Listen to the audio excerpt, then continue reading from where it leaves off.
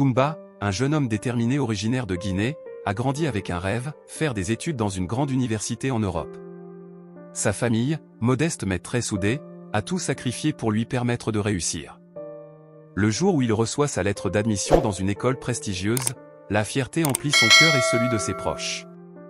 Pourtant, en quittant son village, Kumba laisse derrière lui bien plus que sa famille.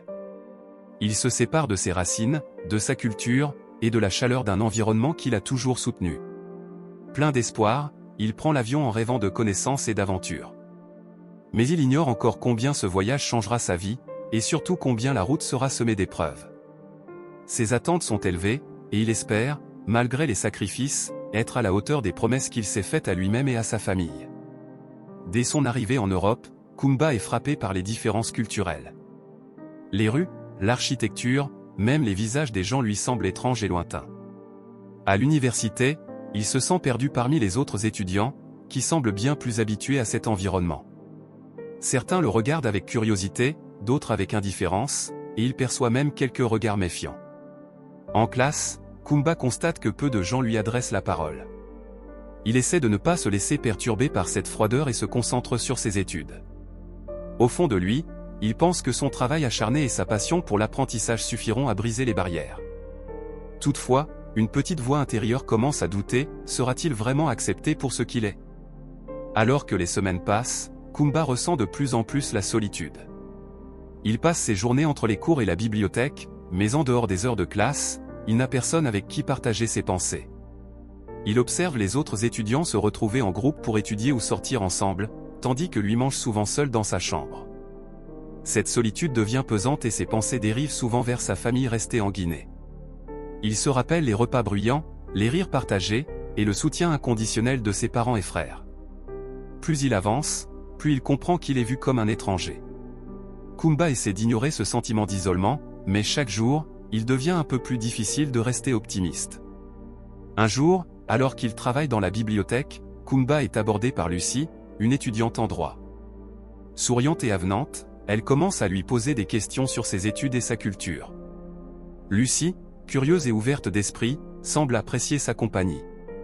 Pour la première fois depuis son arrivée, Kumba se sent écouté et compris. Lucie lui parle de son propre parcours, de ses rêves et de ses passions. Elle est fascinée par l'histoire de Kumba, par sa détermination à réussir malgré la distance et les difficultés. Cette amitié naissante devient une bouffée d'oxygène pour Kumba, qui voit en elle un soutien précieux. Peu à peu, il commence à se sentir moins seul, et cette nouvelle complicité lui redonne espoir. Tout bascule lors d'une soirée universitaire organisée par l'un des groupes d'élite du campus. Lucie, qui fait partie de ce groupe, invite Kumba à se joindre à eux. Cependant, dès qu'il entre dans la salle, il sent les regards pesants des autres étudiants. Au bout de quelques minutes, un jeune homme, visiblement influent dans le groupe, l'interpelle brusquement. Avec un ton accusateur, il lui demande ce qu'il fait là et prétend qu'il n'a pas sa place dans cet événement. Pris au dépourvu, Kumba essaie de s'expliquer, mais ses mots se perdent face aux regards moqueurs et dédaigneux. Humilié, il quitte la salle sous les rires et les murmures. Cette expérience laisse en lui une douleur profonde, bien plus qu'une simple honte, il sent que cette humiliation a atteint son être tout entier. Le lendemain, Kumba découvre que la scène de son humiliation a été filmée et partagée sur les réseaux sociaux. La vidéo est devenue virale, alimentant les commentaires haineux et moqueurs. Les messages qu'il lit le blessent, certains remettent même en question sa place à l'université. Kumba se sent trahi, dévasté et surtout isolé face à cette vague d'humiliation publique. Il pense à sa famille, imaginant la honte qu'il ressentirait s'il voyait ces images. Cet événement affecte profondément son moral, et il songe même à tout abandonner. Ce qui devait être une expérience enrichissante se transforme en cauchemar, et il commence à douter de sa capacité à supporter cette pression. Après la honte, Kumba ressent une colère immense. Ce sentiment le consume de l'intérieur, comme un feu qui refuse de s'éteindre. Il se demande pourquoi il est traité de cette façon, lui qui n'a rien fait de mal. Cette colère, qu'il a toujours refoulée, remonte à la surface, et il sent qu'elle pourrait le pousser à commettre des actes qu'il regretterait. Pourtant, cette rage le motive également à ne pas se laisser abattre. Plutôt que de fuir, Kumba décide qu'il va se battre pour ne plus être la cible de telles injustices. Il sait que le combat sera long et difficile, mais il refuse d'accepter que l'humiliation soit la seule réponse à son existence. Lucie, choquée par l'incident et la manière dont Kumba a été traité, lui rend visite pour le réconforter. Elle s'excuse pour ne pas être intervenue plus tôt et lui exprime son soutien. Kumba est touché par son geste, mais il reste sur la défensive, ayant du mal à faire confiance après cette expérience. Lucy, patiente, lui assure qu'elle sera à ses côtés dans ce combat. Elle l'encourage à ne pas abandonner et à envisager de faire entendre sa voix pour sensibiliser les autres à ce qu'il a vécu. Grâce à elle, Kumba retrouve un peu de force et commence à penser qu'il pourrait peut-être transformer cette épreuve en une action positive. Lucy présente Kumba à l'un de ses professeurs préférés, le professeur Henry, un enseignant en sciences politiques connu pour son engagement en faveur de la justice sociale. Henry, intrigué par l'histoire de Kumba, lui propose son aide pour surmonter cette épreuve. Il le pousse à réfléchir à la manière dont il pourrait utiliser sa voix pour dénoncer les injustices qu'il a subies. Henry devient un mentor pour Kumba, lui enseignant que la colère peut être une force positive lorsqu'elle est canalisée pour une cause juste.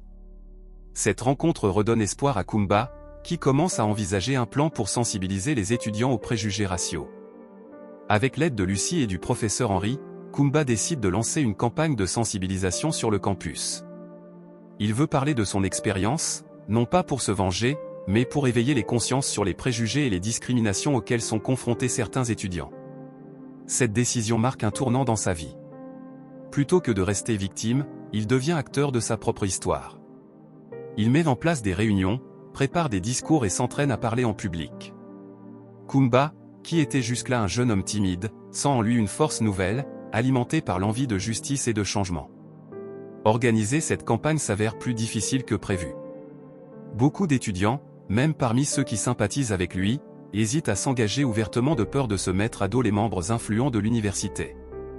Kumba se heurte également à des préjugés bien ancrés, certains minimisant son expérience ou la qualifiant d'exagération. Il est déçu par le manque de soutien, mais il refuse d'abandonner. Avec Lucy et quelques amis, il continue de travailler sur son projet, décidé à faire entendre sa voix, même si cela signifie se battre seul. Malgré les difficultés, Kumba parvient à organiser une conférence dans l'enceinte de l'université. Lucy s'occupe de la communication et parvient à attirer un public intéressé. Kumba prend la parole avec émotion, partageant son histoire devant un public attentif. Il parle des difficultés qu'il a rencontrées, des humiliations subies, mais aussi de son désir de surmonter ces obstacles pour ouvrir les yeux des autres. Son discours touche profondément les étudiants présents. Plusieurs personnes viennent lui témoigner leur soutien après la conférence, et l'événement fait rapidement parler de lui sur le campus. Kumba est surpris par l'ampleur de la réaction. Pour la première fois, il ressent l'impact positif de son combat. Cette première victoire renforce sa détermination à continuer. Il sait que son message est entendu, et cela lui donne le courage de poursuivre sa campagne, malgré les obstacles qui persistent.